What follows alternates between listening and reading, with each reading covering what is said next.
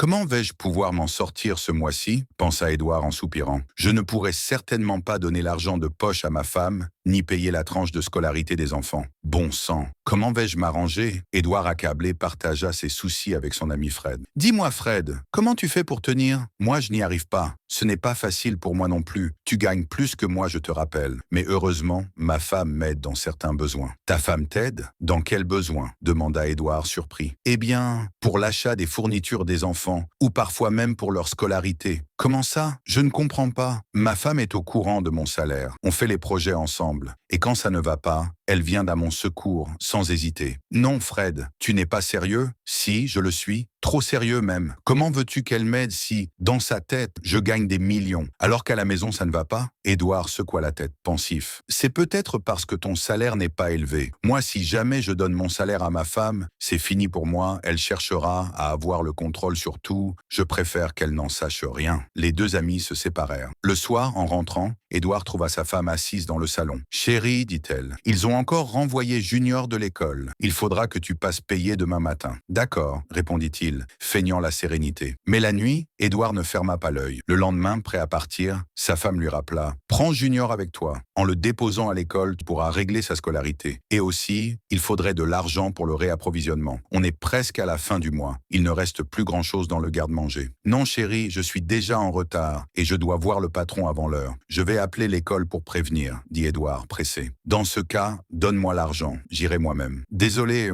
mais je dois passer à la banque d'abord. Je n'ai pas de liquidité sur moi, répondit-il rapidement, avant de quitter la maison. Ce jour-là, au travail, Édouard n'était pas concentré. Même si son salaire tombait, il devait d'abord régler certaines dettes. Il avait fait des promesses qu'il ne pouvait plus rater. En fin de compte, il ne restait rien pour la maison, ni pour les frais de scolarité. Le soir venu, sa femme l'attendait encore dans le salon. « Bonsoir chérie », dit-elle doucement. Édouard baissa la tête. « Tu n'as pas payé la scolarité de Junior. J'étais submergé, murmura-t-il. Junior ne va pas bien. Il a eu de la fièvre toute la journée. J'ai essayé des remèdes de racines, mais ça ne marche pas. Il faut l'emmener à l'hôpital. Je t'attendais pour qu'on y aille. » Cette fois-ci, Édouard était accablé. Coincé entre ses dettes, ses mensonges et les besoins urgents de sa famille, il ne pouvait plus fuir la vérité, ni la honte. Édouard soupira lourdement, incapable de soutenir plus longtemps le regard inquiet de sa femme. « D'accord, on y va, dit-il enfin. Mais attends, je dois passer un coup de fil avant. » Tremblant, il sortit son téléphone et composa le numéro de son ami Fred. « Allô Fred ? C'est Édouard. Écoute, cette fois c'est une question de vie ou de mort. J'ai besoin de ton aide, mon frère. Junior est malade. Il faut que je l'emmène à l'hôpital. Mais je n'ai pas un sou. S'il te plaît, fais-moi une rallonge, je t'en prie. Je peux compter sur toi ?